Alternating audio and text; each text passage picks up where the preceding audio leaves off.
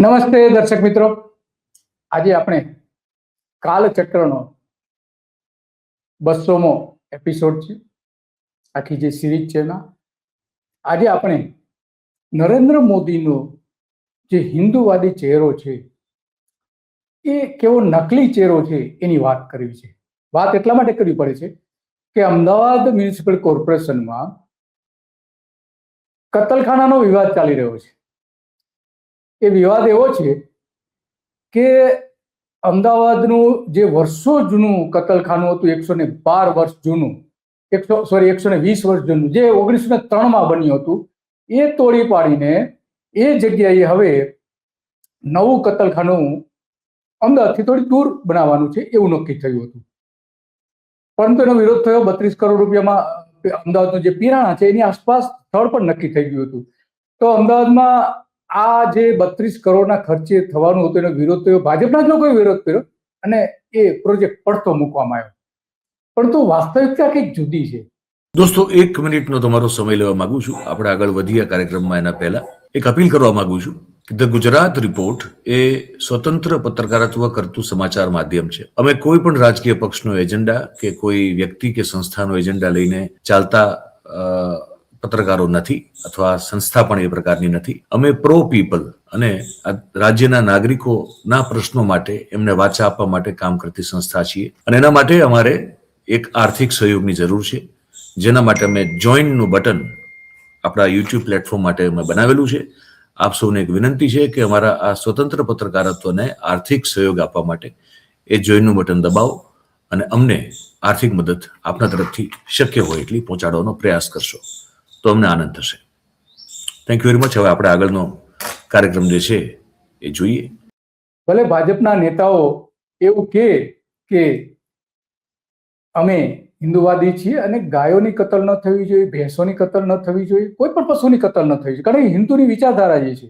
પરંતુ ગુજરાતમાં દારૂ છૂટતી મળે છે, માંસ છૂટતી મળે છે અને ઈંડા પણ છૂટતી મળે છે. અને માછલીઓમાં તો હવે ગુજરાત નંબર 1 થઈ ગયું. માછલીઓના શિકારમાં મારવામાં ગુજરાત આખા દેશમાં સૌથી વધારે છે.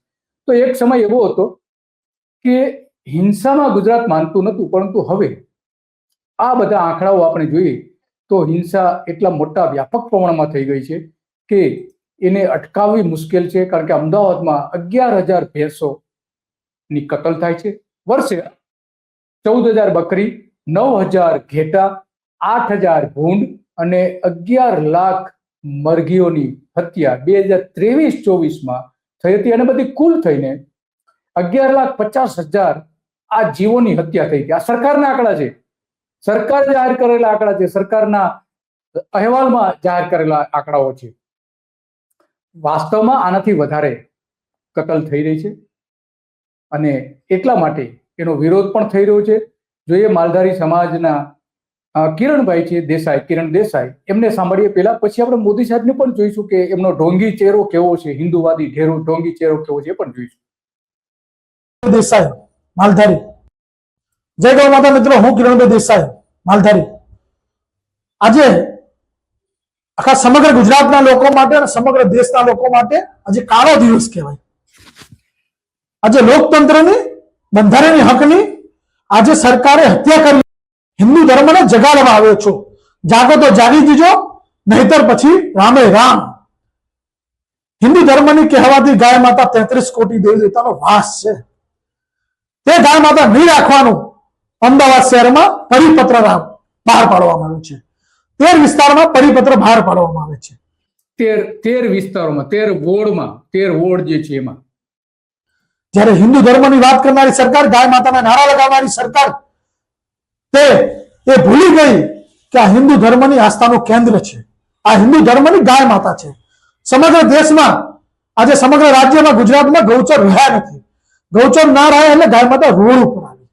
એ ગાય માતા રોડ ઉપર આવે બાદ જે પ્રમાણે ભાજપને એવું લાગ્યું કે માલધારીઓ પોતાનો હક અવાજ ઉઠાવી રહ્યા છે એટલે ગૌચર તો રહ્યા નતા, એટલે ગૌચર રહ્યા નથી પણ ગાયો છે, ગાયોના નામે ગૌચર માગી રહ્યા છે. એટલે ગાય માતા ખતમ થઈ ગયા અને માલધારી ખતમ થઈ ગયા, ગૌચર માગે નહીં. અને સમગ્ર ગુજરાતમાં આ કાવતરું આ લોકોએ ઘડ્યું છે. પણ અમદાવાદમાં આ લોકો પહેલો પોઈન્ટ મૂક્યો છે કે અમદાવાદમાં આપણે પ્રયાસ કરી ચૂકીએ જો આમાં સફળ થઈ જાય તો સમગ્ર ગુજરાતમાં સમગ્ર દેશમાં હિન્દુ ધર્મના લોકોને ગાય માતા રાખવાના નહીં પરિપત્ર પાડવામાં આવશે. મને ક્યાંક ને ક્યાંક એવું લાગી રહ્યું છે કે ઓલાના કંપની જોડે ગાય માંસ કંપની જે માંસ વેચતી કંપની જોડે આ લોકોએ ફંડ લીધું છે એટલે લાગે છે ત્યાં ગાય માતા પહોંચાડવાની છે. એટલે હું આજે અમદાવાદ મ્યુનિસિપલ કોર્પોરેશને જે મોગલો કરતા પણ ભૂંડા અધિકારીઓ અને ભાજપના નેતાઓ જે પરિપત્ર બહાર પાડે છે એનું ખંડન કરું. તો એ જે કતલખાનાની વાત કરે છે, તો એ કતલખાનામાં ભારતીય જનતા પાર્ટીએ આરોપ મૂકવામાં આવ્યો હતો કે 250 કરોડ રૂપિયાનું ફંડ લીધું હતું, પૈસા લીધા હતા 250 કરોડ 2015માં. આ વિગતો ત્યારે બહાર આવી હતી કે જ્યારે ઇલેક્ટ્રોલ બોન્ડની વિગતો સુપ્રીમ કોર્ટે જાહેર કરવાનો આદેશ આપ્યો ત્યારે. ત્યાં સુધી તો બધી છુપી જ રહી હતી. તો એ ભારતની સૌથી મોટી નિકાસ કરતી જે કંપનીઓ છે એ પૈકીની એક આ મહારાષ્ટ્રની કંપની છે, એ વાત દેસાઈ કરી રહ્યા છે.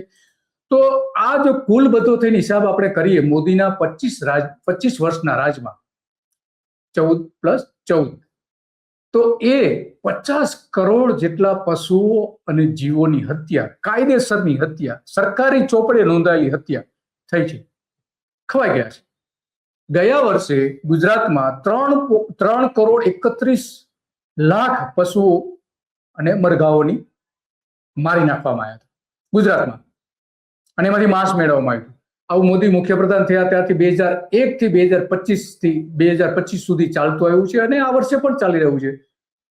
અને હવે વિવાદ કરે છે કે અમદાવાદમાં આ ન થવું જોઈએ. અમદાવાદમાં તો આપણે જાણ્યું કે 11,50,000 જીવોની હત્યા આજે પણ થઈ રહી છે. સુરતમાં 17,25,000, વડોદરામાં 30 લાખ જીવોની હત્યા, મોરબીમાં 11,50,000, સૌથી વધારે કહી શકાય વસ્તીની દ્રષ્ટિએ મોરબી માંસાહારી શહેર થઈ ગયું છે.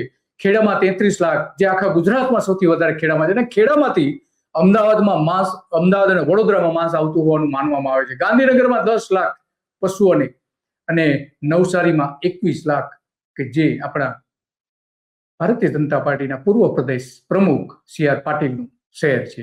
એક પરફેક્ટ ઘરનું સપનું એને સાકાર કરશે કોણ? Shrinathji group of companies. 10 વર્ષ પહેલા દક્ષેશ સ્ટાર્ટેડ હિઝ જર્ની એક સિમ્પલ ડ્રીમથી. બધાનું ડ્રીમ હોમ બનાવવાનું સપનું, એ પણ અફોર્ડેબલ પ્રાઇસમાં. 2015 થી હજારો ફેમિલીઝનું સપનું પૂરું કર્યું છે. તો તમે કેમ પાછળ રહી જાઓ? આજે જ મુલાકાત લો શ્રીનાથજી સામ્રાજ્ય અને સ્વસ્તિક પાર્કની અને તમારા સપનાને એડ્રેસ આપો. તો ગુજરાતમાં 3,31,00,000 પશુઓને અને મરઘીઓને મારી નાખવામાં આવે છે. તો આ સત્તાવાર આંકડાઓ છે, એનાથી 2 ગણા, 5 ગણા કે 10 ગણા પશુ હોઈ શકે છે કે જે સરકારી કતલખાને કપાતા નથી. તો આ આખી જે સરકાર કુલ તો 8 સ્લોટર હાઉસ બતાવે છે, પરંતુ વાસ્તવમાં 40 જેટલા નોંધાયેલા, અલગ અલગ રીતે નોંધાયેલા હોવાનું. જૈન મુખ્યપ્રધાન હતા રૂપાણી, વિજય રૂપાણી, કે જે વર્ષે 10,000 ભેંસોને કતલ કરતા રોકી શક્યા નતા. તે 70,000 ઘેટા, 70,000 બકરી અને 40,000 ઘેટા અને 3 કરોડ મરઘા એ રીતે વપરાતા હતા. અને 200 કરોડ ઈંડા ગુજરાતમાં, 200 કરોડ ઈંડા, બોલો. તો આપણે જોઈએ મોદી સાહેબ શું કરી રહ્યા છે. જોઈએ ગાયોનો પ્રેમ કરી રહ્યા છે, જોઈ શકીએ છીએ. જો ગાયો પ્રત્યે આ રીતે એના જે દિલ્હીમાં જે મકાન છે, સત્તાવાર નિવાસસ્થાન છે, તો આ આપણે જોઈ શકીએ છીએ. અને ગુજરાતમાં જે પશુઓની વસ્તી છે એમાં દેશી ગાય ને બળદ જોઈએ તો લગભગ એના જે ખરેખર જે હોવા જોઈએ એના કરતા 25 થી 30 લાખ ઓછા બળદ છે ગાયોની સરખામણીમાં. તો એ બળદ જાય છે ક્યાં? સવાલ એ આવીને ઉભો છે. આમ તો ખરેખર તો બંનેની સંખ્યા સરખી હોવી જોઈએ. અત્યારે લગભગ 96 લાખની આસપાસ ગાયોની વસ્તી છે અને એટલા જ બળદ હોવા જોઈએ, પરંતુ આપણે માત્ર અત્યારે જે જોઈએ તો 18 લાખ બળદ માત્ર છે. તો બાકીના 80 લાખની આસપાસ ક્યાં ગયા? સવાલ એ છે. અને એટલા માટે આજે પૂછવું પડે, આપણે વાત કરવી પડે છે કે નરેન્દ્ર મોદી જે વાત કરે છે એનાથી ઉલટું થઈ રહ્યું છે. હિન્દુઓની વાત કરે છે એનાથી ઉલટું થઈ રહ્યું છે. ગાયની પૂજા પણ કરે છે. ઉપવસ્ત્રમ સમર્પયામિ નમઃ. यत्पुरुषेण हविषा देव जन्मतन्मदौ प्रसन्तोषाशीरा शङ्ग्रीग्मैदमः शरदभिः सप्ताश्यासन् परिधयस्त्रिः सप्तसमिदः कृताः देवादन्तन्वाना अवदनं पुरुषं पशुम् તો આ આપણા મોદી સાહેબ ગાયની પૂજા પણ કરે છે, ગાયને રમાડે પણ છે પોતાના બંગલામાં. તો આ જે છે એ જે ગુજરાતમાં જે નોંધાયેલા કુલ કતલખાના છે એ 40 છે અને એમાં સરકાર દ્વારા જે દેખરેખ અને ચલાવવામાં આવતા હોય એવા 8 કહેવામાં આવી રહ્યા છે. તો આ મૂળ વાત છે. તો આ બધું ગંભીર એટલા માટે છે કે રાજ્યમાં કતલખાના, જાનવરોની હત્યા મોટા પ્રમાણમાં થઈ રહી છે. અને બીજી બાજુ અમદાવાદમાં રાજકારણ ખેલવામાં આવ્યું છે, રીતસર રાજકારણ ખેલવામાં આવ્યું. અમિત શાહ જે ધારાસભ્ય છે અમદાવાદના, એ એનો વિરોધ કરે છે અને આજે એમણે ઉત્સવ પણ ઘણી જગ્યાએ મનાવવામાં આવ્યો છે. કારણ કે આજે કતલ થાય છે 3 કરોડ 33 લાખની આસપાસ, તો એ ક્યાં છે, કઈ રીતે? ગુજરાતમાં વાર્ષિક કતલેઆમ જે થાય છે, આપણે જોયું કે ઘેટા 54,000 ઘેટાઓને મારી નાખવામાં આવે છે, 10,000 ભેંસ છે, બકરા 78,000ની આસપાસ અને 4 થી 5,000 જેટલા ભૂંડ હોઈ શકે છે અને પોલ્ટ્રી લગભગ 3 કરોડની આસપાસ થાય છે. તો આ આખી બાબત હતી અને એટલા માટે આપણે જે કહેવું પડે છે કે ગુજરાત માત્ર દારૂ મળે છે એવું નથી, અહીંયા ખુલ્લીને માંસ પણ મળે છે, ખુલ્લેઆમ માંસ મળી રહ્યું છે. અને એટલા માટે આજે વાત કરવી પડે છે કે નરેન્દ્ર મોદીનો જે ઢોંગી ચહેરો છે કતલખાના અને હિન્દુત્વ માટેનો, ગાય માટેનો, એ અહીંયા ખુલ્લો પડી જાય છે. આ મ્યુનિસિપલ કોર્પોરેશનને જે ઠરાવ કર્યો હતો, અગાઉ ઠરાવ કરેલો હતો 2025 14/8/2025 રદ, ને હવે વિવાદ કેમ, શાના માટે? બજેટની ફાળવણી થઈ એટલા માટે, જમીન તો અગાઉથી નક્કી થઈ ગઈ, આ પરિપત્ર બતાવે છે. તો આવી જે ઢોંગી નીતિ છે એ ખરેખર રાજકારણ રમવું, ગાયના નામે રાજકારણ તો વર્ષોથી રમવામાં આવી રહ્યું છે અને એટલા માટે આજે આપણે વાત કરવી પડે છે. આ આપણે જોઈ શકીએ છીએ કે કઈ રીતે ત્યાં જે સરકારે જે પ્રયત્ન કર્યો હતો એ પણ આપણે જોઈ શકીએ છીએ. અને આમાં આખી જે બાબતો હતી એ બાબતો પણ રજૂ કરવામાં આવી હતી અનેક રીતે, અને વિવિધ રીતે પણ આ જોઈ શકાય છે કે જે ફંડની ફાળવણી થઈ છે 32 કરોડ રૂપિયા એ આ મ્યુનિસિપલ કોર્પોરેશનમાં થઈ છે. આ સરકારના સત્તાવાર આંકડાઓ છે, આપણે જોઈ શકીએ છીએ કેટલા કતલ થઈ રહ્યા છે, મહત્વના છે એવા. અને એટલા માટે આપણે આજે વાત કરવી પડે છે કે કતલે આમ ચાલી રહી છે. અને બીજી બાજુ સરકાર એવું કહે છે કે અમે તો ગૌ ભક્ત છીએ. તો ગાયો, બળદ જે છે, બળદ જાય છે ક્યાં? કેમ આટલા બધા ઓછા બળદ છે? 80 લાખ બળદ કેમ ઓછા છે? અને હવે તો સરકારે ગાયો માટે એક સ્કીમ બનાવી છે. પાટણમાં એની ચાલુ પણ થઈ ગયું છે કે માત્ર ને માત્ર હવે માદા બચ્ચાને જન્મ ગાય આપશે, પેલા નહીં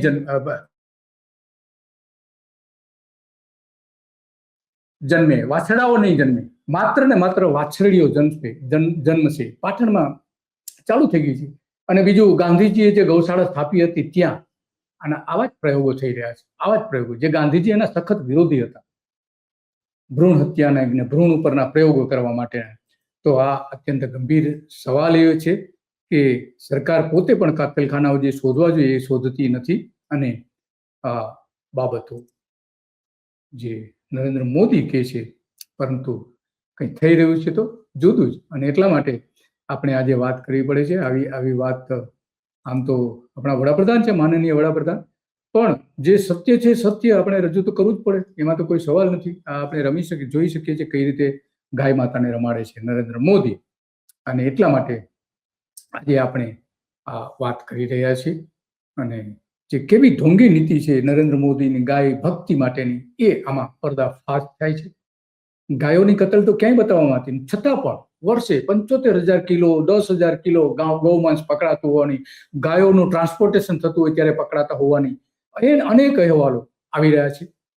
પણ ગાયની કતલ થતી હોવાની એક પણ નોંધ સરકારી રેકોર્ડ ઉપર, પશુપાલન વિભાગના રેકોર્ડ ઉપર ક્યાંય નથી.